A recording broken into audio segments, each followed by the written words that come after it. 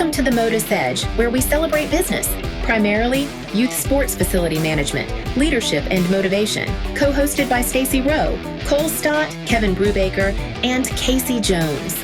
We are here to fill your cup with knowledge, laughter, affirmations, and comfort knowing that you're not alone. You can and will succeed with the MotUS Edge.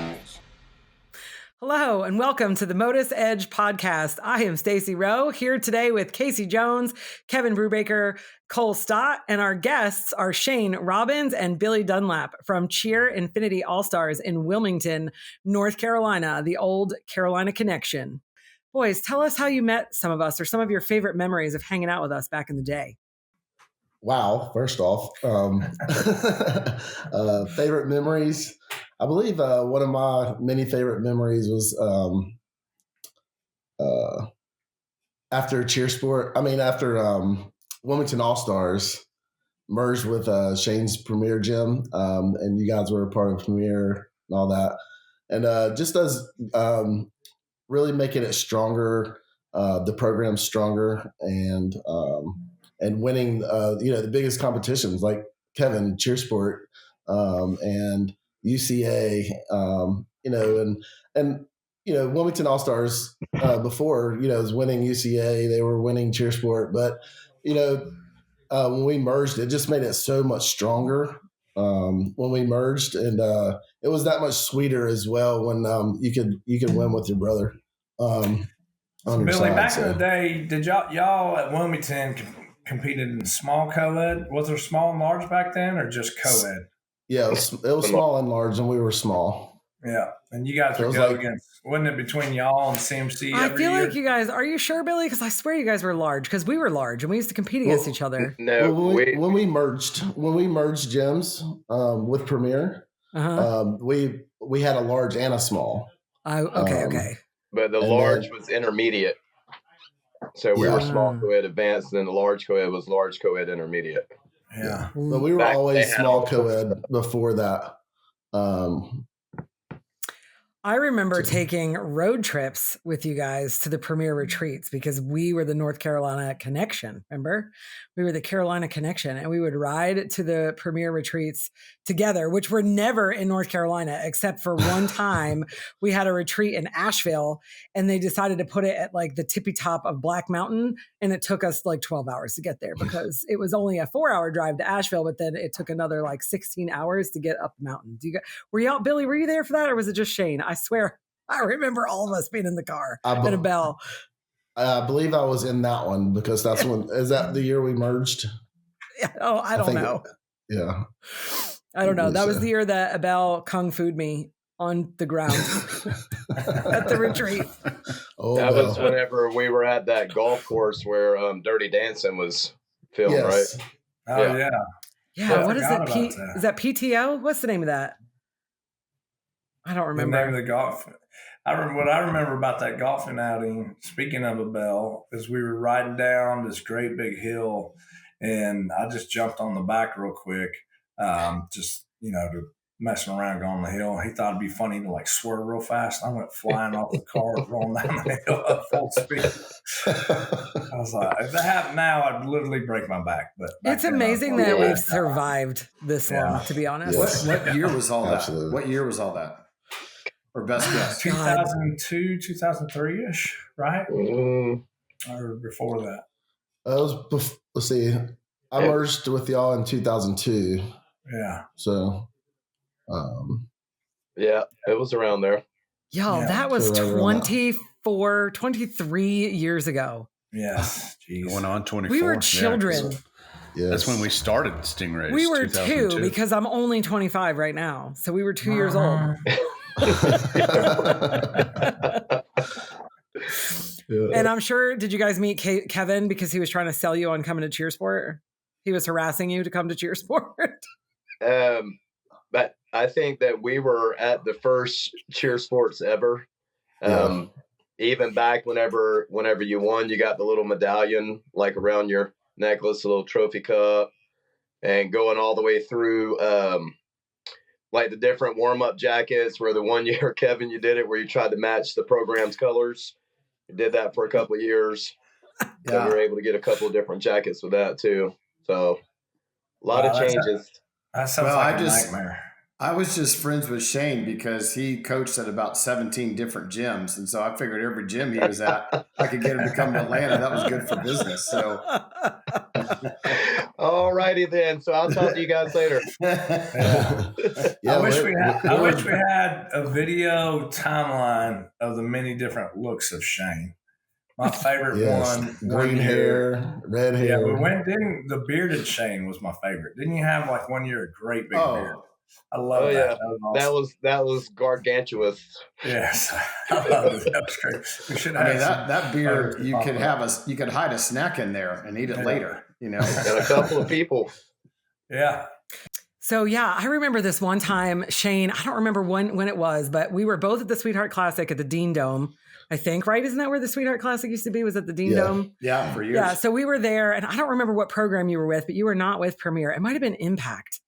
Was that the name of the program in Raleigh that it doesn't exist anymore, I feel like, but it was there for a while? Yeah, in Cary. Yes. Okay. So anyway, we were there separately, but then I happened to see you, like I was coming up behind you and I could tell that something was wrong. You were having a really bad day and you were, with your other program, and I put my hand on your shoulder and I'm like, hey man, are you okay? And you just turned around and bear hugged me and started like in my ear, I don't even remember what was happening, but like you just needed a friend to hug on at that moment. Did he have his beard so he looked like a bear? I think he had white blonde hair at the time. And I feel like you had forgotten your music or something maybe, or it was wrong. I don't remember. Do you remember that? I remember vaguely about the hug, but there's probably no telling what was going on that day. I mean, that was one of them 17 team situations and not everybody pulling their weight. So yes.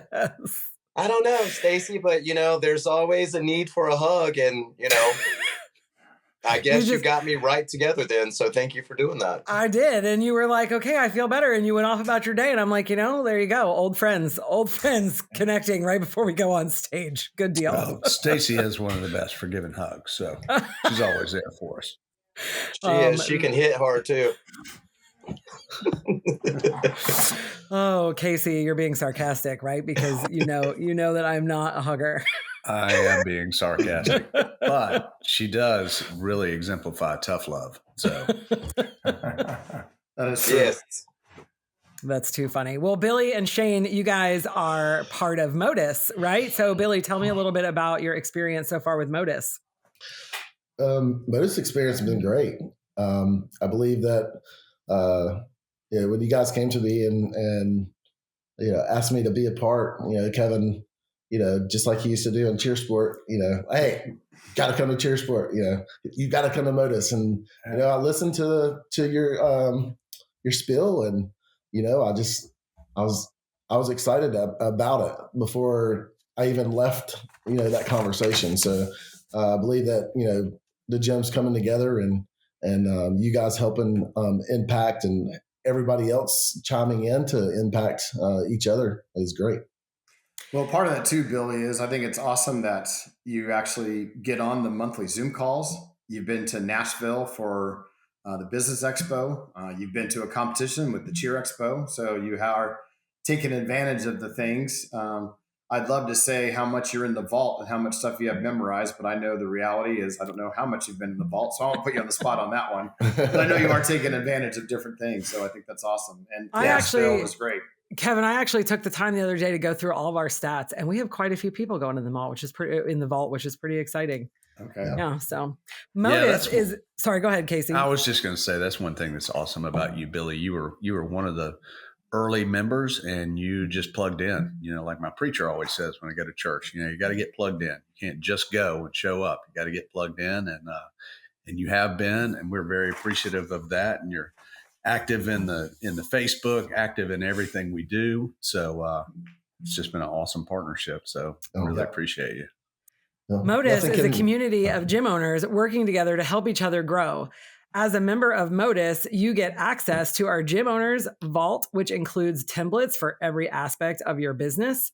We continue to add new resources constantly. In addition, you are added to the private VIP owners Facebook group, as well as the opportunity to join monthly webinars geared towards gym owners, which obviously we know Billy has been attending. You also receive amazing discounts from our affiliate members, the Cheer Expo, Choice Events, All Out Brands, TSN, Infinity, Vault Event Media, Cheer Sounds, and many more.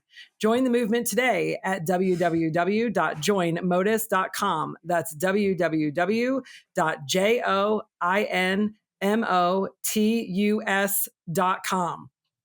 Go ahead, Billy. What were you going to say? I don't remember. Okay, perfect. Awesome. All right. Well, great. I'm getting old here. Okay, great. So let's go ahead and talk about CHEERSPORT coming up in a few days, right? I think Valentine's Day is on Friday, and actually Friday Night Live kicks off Friday night. I know that we have a team, and Casey, you have a team in that too, right? Or do you not this year? We actually do not. This year. We don't go to the Friday Night Live. It's tough on us because our kids most of them don't stay downtown because it's a local event for us. Yep. So for us to actually go down there and park and compete at that and then go home for those teams that have to compete early the next day. It's tough. Yeah, I totally get it. Tough. Well, we have a team Friday night going, and then obviously the competition is Saturday and Sunday. And Kevin, have you heard about this CHEERSPORT event? That's pretty awesome with a lot of teams. I have. I've been there a few times, so it's quite the spectacle. For those of you Kevin, that don't know, the question I had, which I was really sitting here trying to go through it in my head, is how many different locations has CHEERSPORT been in? I think 4, 5 total. So we were in a high school in 97, a bigger high school in 98. 99, we were at the World Congress Center, and we were only in B5, like literally 2 arenas in B5 with warm up and our 9 vendors all in the same room. We were at that in 99. 2000, we were at Gwinnett Convention Center, which ironically is where Gas South Convention Center, which is where we did our January event, ironically. And the arena wasn't even built. It was Gwinnett Arena for years. It wasn't even built back then. That's the most still the most crowded cheerleading event I've ever been to. It was. And so that's when we invented the back and forth for the stages and doing side A and side B. That was in Gwinnett.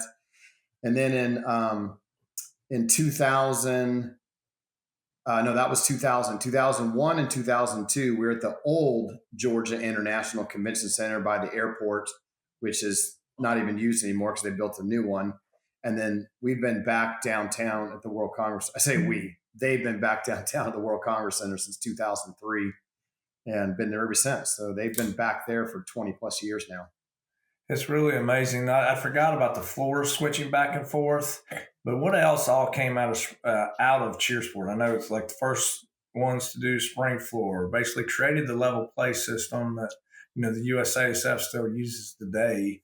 But I had forgot about the back and forth. Probably some of the things that I think that changed. Obviously, level play and spring floors were huge, but we were the first competition to run on time in the early years. And people were so shell shocked that we could give a time and you would go exactly at that time. That is actually very true, which is weird for people to believe today because most events run on time. Like if you don't run on time, that's not the norm. Never happened back in the day. Yeah. Originally that was never the case ever. And can I chime in about the on time? Yeah, go ahead. Yeah. All right. So whenever I was at Elite Cheer and Dance, it was, I think, circa 09, 2010. That was back whenever they had senior large limited and then senior small limited. So we had both of them. And the senior large limited was 4 guys, and I think it was up to 32 people at the time. Well, we had a girl that was on that team, and she was a bit, she was healthy. So we just call her Bojangles. And while we would run laps in the beginning, one day we caught her pulling a biscuit out of her sports bra and started eating the biscuit while they were warming up running laps. So hence the name Bojangles. So CHEERSPORT day 1, we're walking from warm-ups to the arena, and she says, I got to use the restroom. She goes use the restroom. CHEERSPORT ran so on time that our team takes the floor. Everything gets drawn back, and the kids are up there going, Bojangles is not here. Bojangles is not here. And I'm like, y'all still got to send it. You still got to send it. So they went. About the time we got off the stage, I'm fuming, like I used to have a little bit of a temper.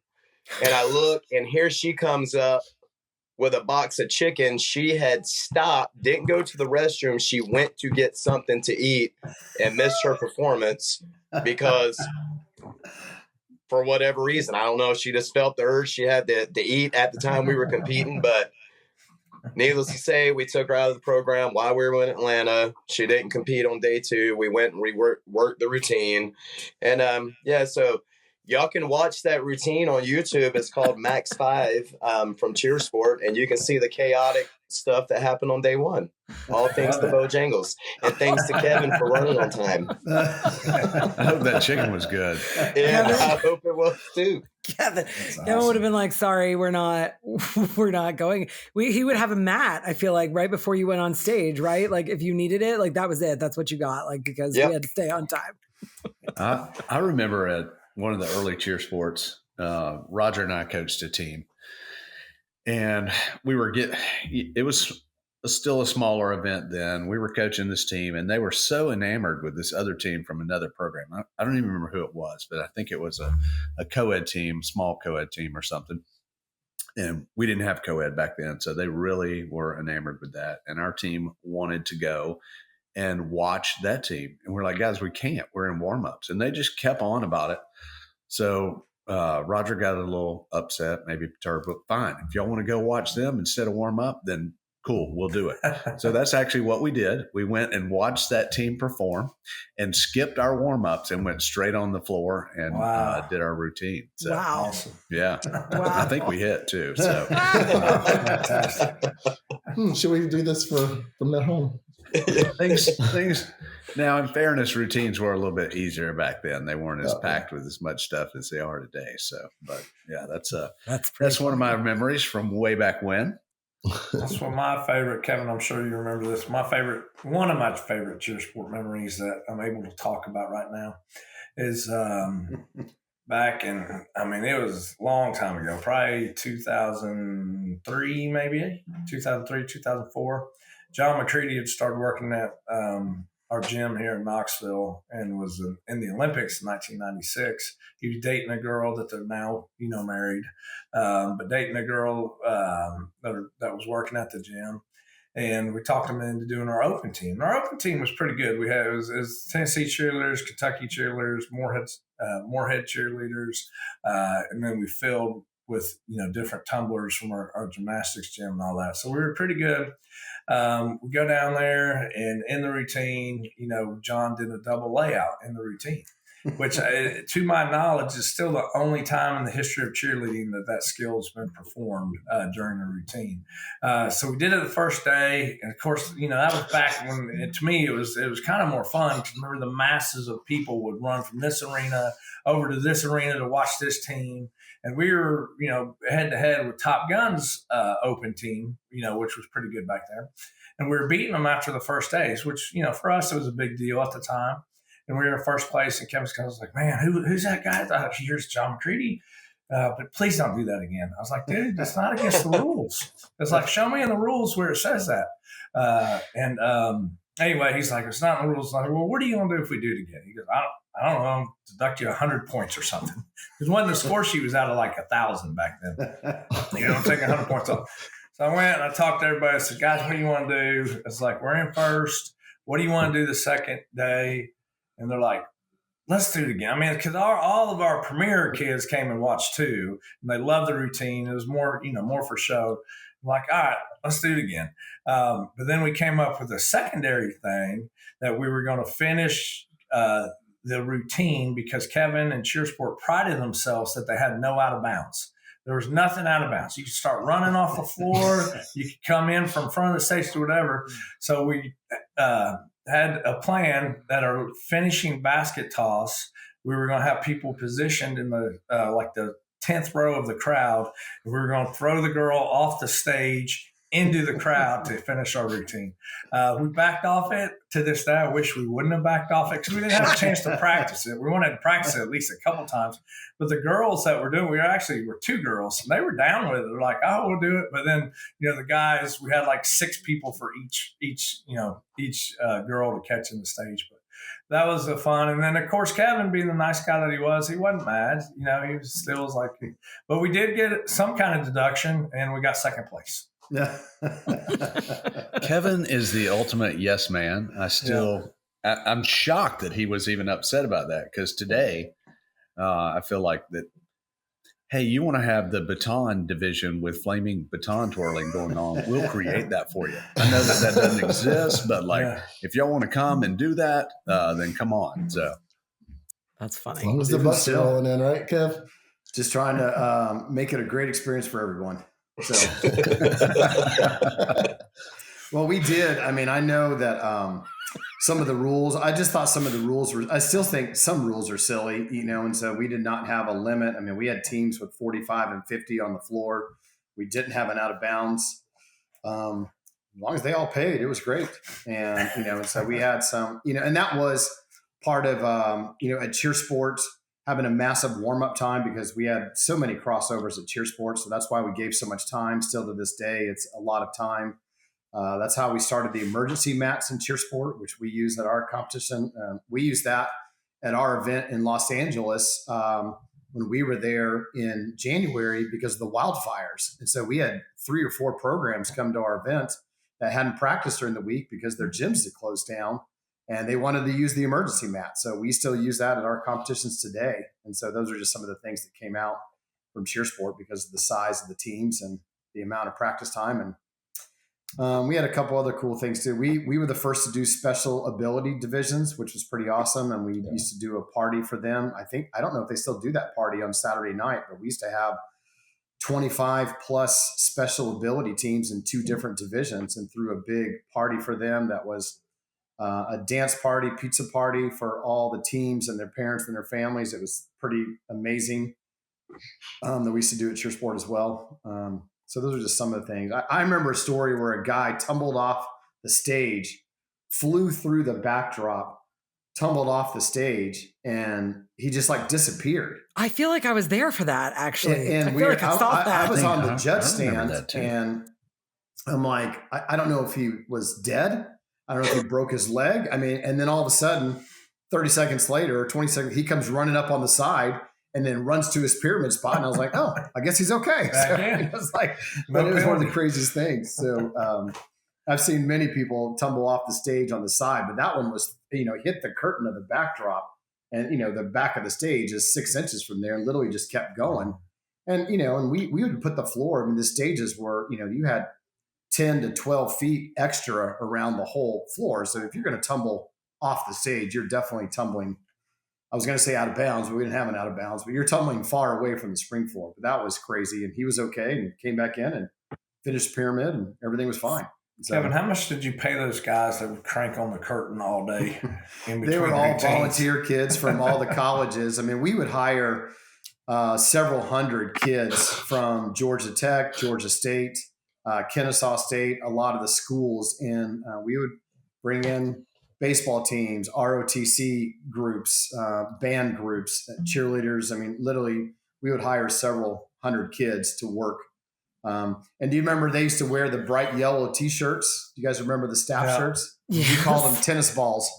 Yeah. So we said, hey, we need 6 tennis balls and awards, so they would send us, we'd have all these extra staffers. And so we called them tennis balls. One of my favorite things, I feel like you felt like you were kind of entering Disney World when you walk to the entrance, the speakers, there would be somebody like a voice, in the speakers, welcome to CHEERSPORT Nationals. And I don't remember all what it said, but the very first time you experienced that, you're like, whoa, what is happening right now? There's someone talking to me. And then you had, because it would tell you about where to pay and show your wristbands. And then you walked in and there was the dance party at the top of the escalator. We'd have speakers and music and strobe lights and stuff for that, 50 feet of walking in. I think they still do some of that stuff today. I mean, I forget, I go there now as a coach. We take our Charlotte All-Star teams there. So it's, you have an event that you run today, right? So tell us about that. Well, we do the Cheer Expo. We did 8 events this year. We still have 3 more coming up this season. In March, we have Nashville in Delaware, and then the middle of April, we have Columbus, Ohio. But it's a 2-day national event. We're in 8 cities this year, literally from LA to the Southeast to the Midwest. And next year, we're adding a few more events. Hopefully, we'll be in Myrtle Beach, and New Orleans, and Dallas, Texas, and Vegas, and a couple other new cities for next year. And It's basically all the great ideas I use to run CHEERSPORT to be able to run the Cheer Expo. Of course, we all do this together. Billy and Shane came to our Cheer Expo event in Charlotte back in December. It was pretty awesome. And it's just a great way to do cheerleading, in my opinion. So with some new great ideas, right? Cole, what's your favorite part of the Cheer Expo? I know My your favorite answer. part of the Cheer Expo is Lucky the Duck. People get tired of me talking about it. I love Lucky. I think he's the greatest thing ever. Yeah. Kids We love find him too. Cole sometimes chilling at his desk in his office with the Lucky head on, just excited. Yeah, just sitting there, excited to be here. We should have Lucky on the That's a podcast. little disturbing. Shane, you'd be a great Lucky. We'd love to have you come Actually, to you be would. Lucky. Yeah, let us know if you're ever available. To do Yeah, that. sometimes It'll cost you. we're on the struggle Yeah. to find a Lucky. Yeah. Actually, our Ontario event that Kevin mentioned, we were struggling with staff. There were fires. There were different things going on. So my son and I often worked the door at the event. So we didn't have a Lucky on Saturday, and he was like, "I'll do it." And it was pretty funny. We found out that he can't dance, but he did a pretty good job at everything else. So, and he enjoyed it so much. And then Cole showed up the next day, and he was like, "Hey, I feel like I should get a cut of any of the Lucky merchandise that was sold since I was Lucky yesterday." Yeah. It's pretty funny. They said he busted out a mean gritty on the stage. I don't know about mean. He did something. Yeah. So, He moved his body offbeat. I don't know. I'm kidding. I wasn't even there. But it was a typical nice Southern redneck boy trying to dance something. And he reminded me of his father, and it kind of made me nauseous a little bit, to be honest. So, funny. Fighting All words. right. Well, on that note, Kevin, I think Cole interrupted me. So the Cheer Expo is thecheerexpo.com. And so TheCheerExpo.com is our events. And check us out. We'll probably be doing 13 or 14 events next year. Like I said, we have 3 more this year. We would love to have you come check us out if you haven't been to a Cheer Expo event yet this year. Awesome. And then you have something else to tell us too, don't you, Kevin? I think Kevin's dad joke. Yep. Oh, dad joke.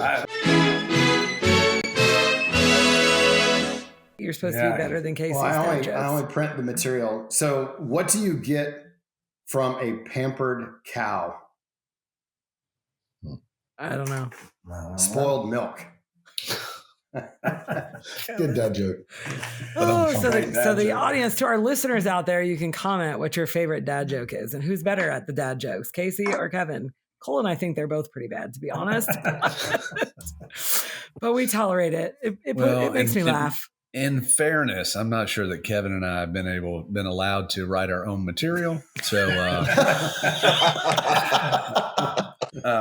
going forward, I'm going to have my agent work on that a little bit more so that I can be able to. So in truth, I have to pre-screen all the dad jokes. I have a couple of the best jokes ever, but Stacey says we can't say those. You just never know what the two of them are going to say, so I have to pre-screen them.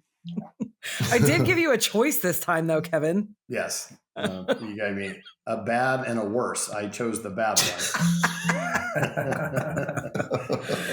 Oh, my goodness. Okay, well, we have a tradition here, Billy and Shane, on the MotUS Edge podcast where we read a quote from Simon Sinek because I'm a little bit obsessed, is the truth, with Simon. And I think that he has a lot of really awesome awesome things that he shares with the world and the business community. So his quote today is, "The goal of life is not to have our lives mean something to ourselves. The goal of life is to have our lives mean something to others." So then we kind of talk about the quote. So we'll start with you, Shane.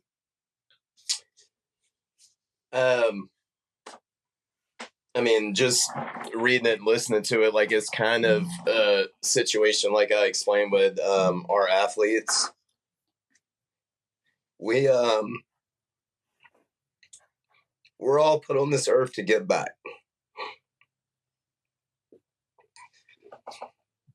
Are you getting emotional, God Shane? likes the path for all of us. It's our job to take the steps, but God put us here on this earth for us to bring people and lead them closer to Him and help them find their way with what they need to do. We love winning. We love competing. We love everything about it. But for me, and I don't know if it's because, like, getting into my older years,